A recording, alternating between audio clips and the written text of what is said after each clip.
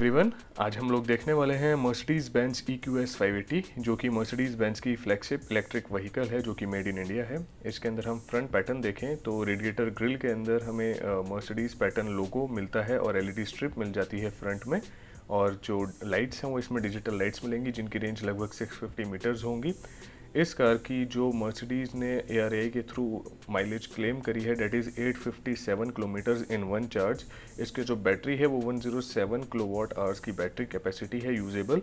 515 horse power लगभग 385 kilowatt की इसके अंदर पावर जनरेट होती है। ये एक 4 व्हील ड्राइव वर्जन आता है। 4.3 सेकेंड 0 to 100 है। 855 Nm टॉर्क है इसमें और जो इसकी टॉप स्पीड है 210 किलोमीटर्स पर आवर है। इस गाड़ी की लेंथ है 5.2 मीटर्स की और जो विड्थ है वो भी 2 मीटर्स के अप्रॉक्सीमेट है और हाइट इसकी 1.5 मीटर्स है जो इसको बहुत ज़्यादा एरोडायनामिक बनाती है। और इसका जो हमें टायर्स हमें मिलते हैं वो 20 इंचज़ के मिलते हैं, ऑल 4 टायर्स। और यहाँ से हम इसका वॉशर का पानी डालते हैं क्योंकि इसका बोनेट लॉक्ड आता है जो कि सिर्फ सर्विस सेंटर में ही ओपन मिलता है। EQS की बैजिंग हमें मिल जाती है। 3.2 मीटर्स का इसका व्हील बेस है जो कि पूरा लिथियम आयन बैटरी से कवर्ड अप है। इसके अंदर एयरमेटिक सस्पेंशन मिलेगा जिससे कि हम गाड़ी की हाइट को भी 25 mm अप एंड डाउन कर सकते हैं। पूरा कूपे डिज़ाइन है and it is the most aerodynamic car. सिर्फ 0.20 का इसका कोफिशिएंट ऑफ ड्रैग है। रियर के अंदर अगर हम देखें तो यहाँ हमें 3D हेलिक्स डिज़ाइन की टेल लैम्प्स मिल जाती है और LED स्ट्रिप भी मिल जाती है पूरी सेंटर में। EQS 580 की बैजिंग मिलती है लेफ़्ट वाली साइड पे और पूरा जो इसका फ्रंट और rear LED strip electric cars के अंदर ही है बस। यहाँ पे हमें 4मैटिक की भी बैजिंग मिल जाती है और अगर आपको बूट ओपन करना है तो आप मर्सिडीज़ के लोगों को प्रेस करके भी ओपन कर सकते हैं या फिर आप लेग स्वाइप करके भी ओपन कर सकते हैं। स्पेयर व्हील हमें इसमें ऊपर अलग से ही मिलता है इंडिया के अंदर और इसके अंदर हमें एक इमरजेंसी की चार्जिंग केबल भी मिल जाती है जिससे कि हम इमरजेंसी सिचुएशन के अंदर कार को चार्ज कर सकते हैं। हालांकि इससे टाइम ज़्यादा लगता है बट हाँ, आप इमरजेंसी सिचुएशन में भी कार से चार्ज कर सकते हो 15 एम्पेयर के सॉकेट से भी। पीछे हमें इसके अंदर कर्टन भी मिल जाता है बूट के लिए और बूट हम इलेक्ट्रिकली ओपन एंड क्लोज भी कर सकते हैं और लेग स्वैप करके भी ओपन एंड क्लोज कर सकते हैं। अब आते हैं इसके चार्जिंग ऑन बोर्ड की तरफ।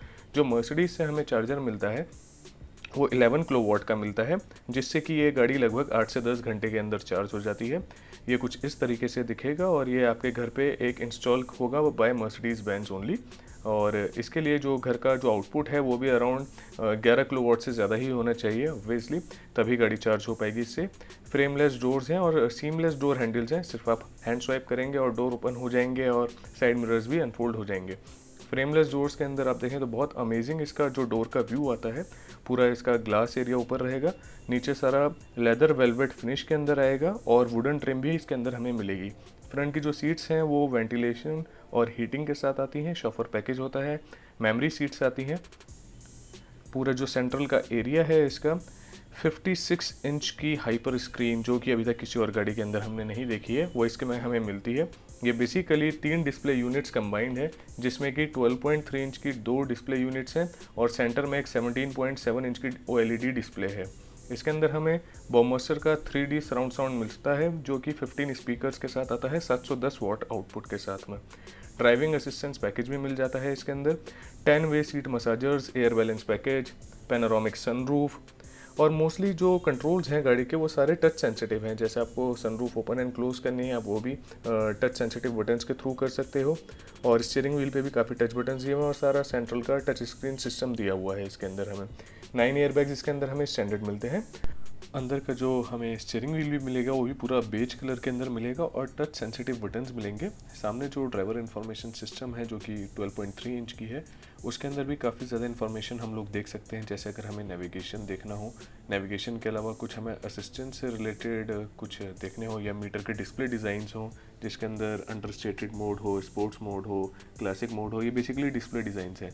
इसके अंदर हमें हेड्स अप डिस्प्ले भी मिलता है जिसके अंदर आप ये सारा इन्फॉर्मेशन चेक कर सकते हो और heads up display on end of करना है वो भी कर सकते हैं इसमें। यहाँ पे असिस्टेंट्स के लिए भी हमें बहुत सारे ऑप्शंस मिलते हैं। असिस्टेंट्स के अंदर जो ड्राइविंग असिस्टेंस पैकेज है जैसे स्टीयरिंग असिस्ट, लेन असिस्ट, ऑटो पार्किंग असिस्ट, ये सारे असिस्टेंट्स या ब्लाइंड स्पॉट असिस्ट ये सब हमें इसके अंदर मिल जाते हैं। स्टीयरिंग व्हील के जो टच सेंसिटिव बटन है वो भी काफ़ी अच्छे और ऑपरेशनल हैं और सर्विस से रिलेटेड भी हमें सारी इन्फॉर्मेशन मिल जाएगी इसमें। जो सेंटर का मेन होम स्क्रीन है इसके अंदर जो 17.7 इंच की स्क्रीन है ये अभी तक हमें इतनी बड़ी स्क्रीन किसी और गाड़ी के अंदर नहीं देखने को मिलती है जिसमें 3D मैप्स हो गए, मर्सिडीज़ मी कनेक्टिविटी हो गई और EQ मोड भी है, सीट मसाजर्स जो 10 तरीके की आती हैं इसके अंदर, हम उसको भी डिफरेंट यहाँ से यूज़ कर सकते हैं दोनों सीट्स के अंदर ही, फ्रंट के अंदर।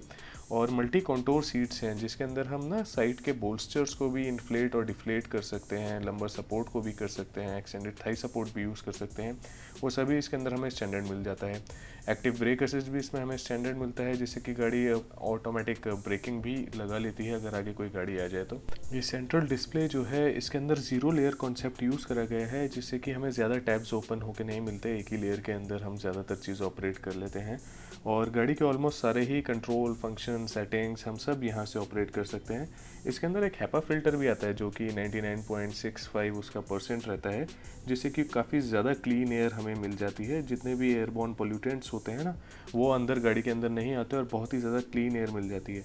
इसके अंदर कुछ हमें साउंड स्केप्स भी दिए हुए हैं, सिल्वर वेव्स और विविड फ्लक्स करके, जिससे कि गाड़ी के अंदर भी थोड़ा सा हमें साउंड मिलता है कि एकदम ही साइलेंट ना लगे, वो एक आर्टिफिशियल साउंड है।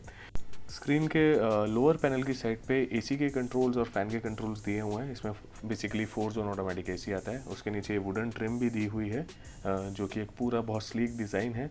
यहाँ हमें कप होल्डर्स मिल जाते हैं, सामान रखने का स्लॉट मिल जाता है, वायरलेस चार्जिंग मिल जाती है, यूएसबी टाइप सी के स्लॉट्स मिल जाते हैं 2, टच सेंसिटिव वॉल्यूम कंट्रोल्स हो गए, फिंगरप्रिंट स्कैनर हो गए। आप अपनी प्रोफाइल भी इसके अंदर एडजस्ट कर सकते हैं।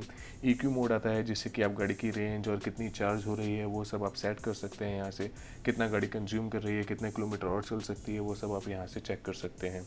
तो ये भी काफ़ी ज़्यादा मतलब इन्फॉर्मेटिव है और रेंज बहुत अच्छी है बेसिकली इस कार की, इतनी अभी तक किसी कार के अंदर नहीं आई है। इसके अंदर पैडल शिफ्टर्स हैं, अब इसके अंदर गियर्स तो है नहीं बट पैडल शिफ्टर्स दिए हुए हैं।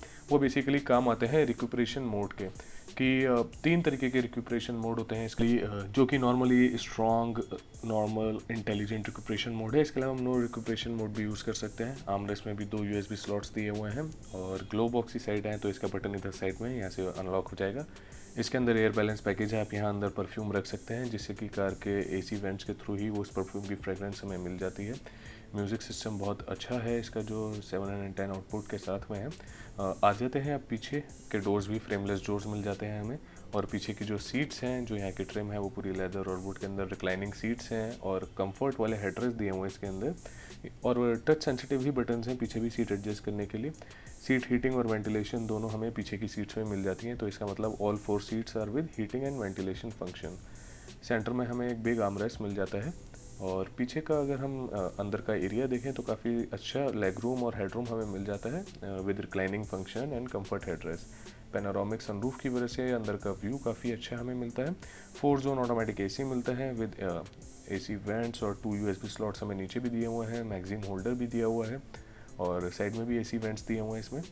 सेंटर में अगर हम आर्मरेस्ट को ओपन करते हैं तो हमें रियर के अंदर भी एक वायरलेस चार्जर मिल जाता है। इसका मतलब हमें फ्रंट और रियर दोनों के अंदर इसमें वायरलेस चार्जिंग मिलेगा। एक यहाँ पे MBUX टैबलेट भी आता है बीच में, जिससे कि आप पूरी गाड़ी के कंट्रोल्स भी ऑपरेट कर सकते हैं। यहाँ पे अगर हम लेग रूम देखें तो मतलब जैसे हाइट अगर मेरी 5'10" है, तो उसके बाद भी यहाँ पे हमें मतलब 1 बालिश के आसपास का और स्पेस मिल जाता है, जो कि काफ़ी ज़्यादा मतलब अच्छा लेग रूम माना जाता है इस सेगमेंट के हिसाब से। अब एक बहुत कूल फीचर की बात कर लेते हैं, जिसको बोलते हैं हम रियर एक्सल स्टीयरिंग। इससे हम क्या, जब भी स्टीयरिंग टर्न करेंगे कार का, तो पीछे के भी जो टायर्स हैं वो भी 10 डिग्रीज तक टर्न हो जाते हैं।